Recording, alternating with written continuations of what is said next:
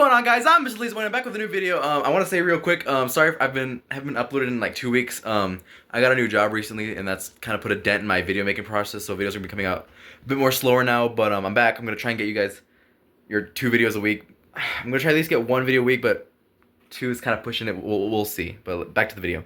Alright, so for those who saw last part, I went through my entire TMNT collection from these 2 shelves. I'm gonna go to this shelf in another video, but today I'm gonna be going over my current shelf for the current iteration of TMNT, which is TMNT Mutant Mayhem and Tales of the TMNT. I have a bunch of figures for this line. My shelf's almost full. I have almost no space. A figure fell down there. I need to pick that up. But we're gonna be going through this whole line. I'll go through it wave by wave. I'm gonna take everything off and go through it wave by wave. And let's get started.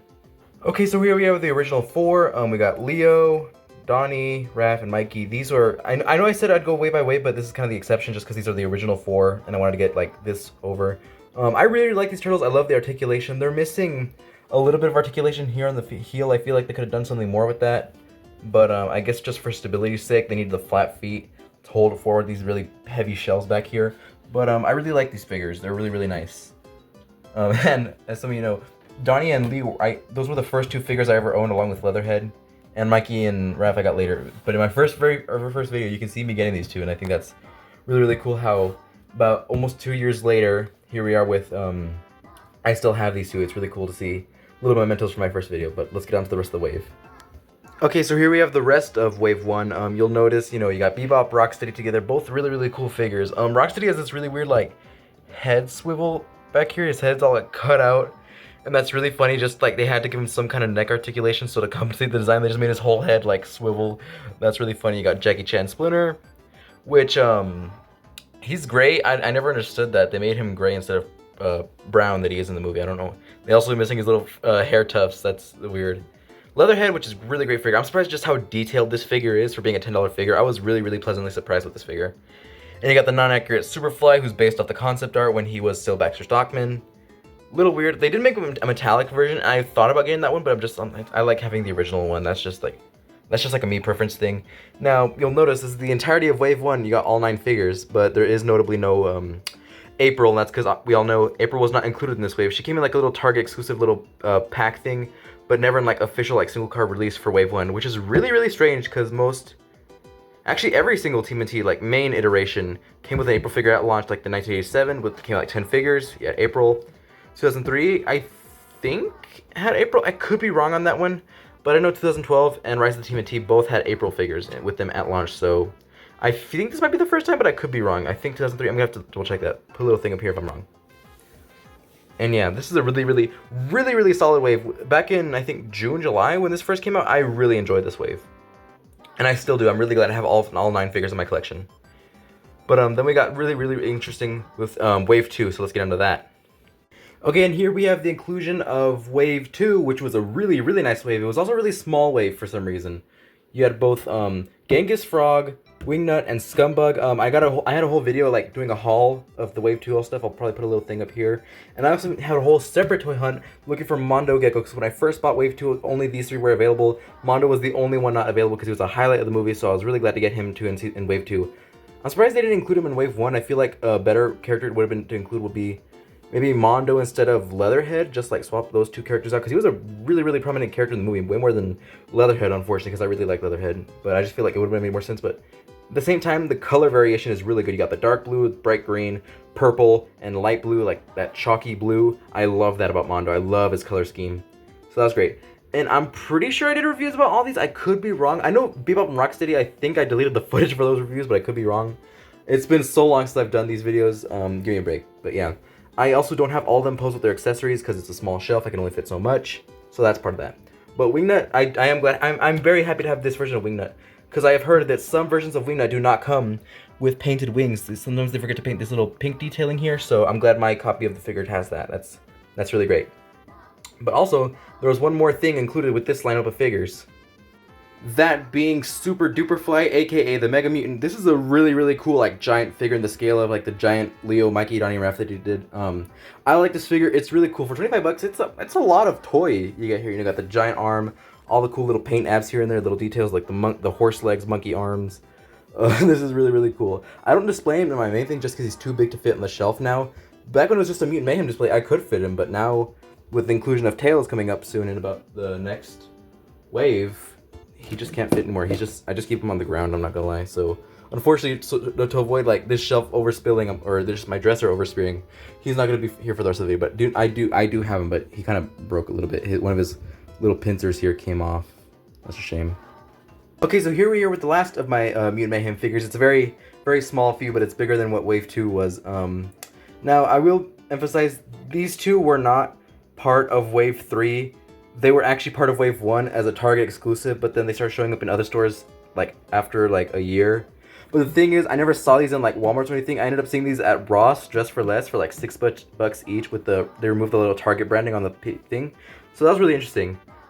Young Splinter came in like the same wave as this guy, which also came along with the Superfly reprint with like a baby Superfly, as well as a baby Bebop and Rocksteady figures. I guess those didn't sell too well because we saw some other Baby Mutants at Toy Fair, but those were apparently canceled. So that's unfortunate, but at least we got rightfully the last of the mutants. So we have 1, 2, 3, 4, 5, 6, 7, 8.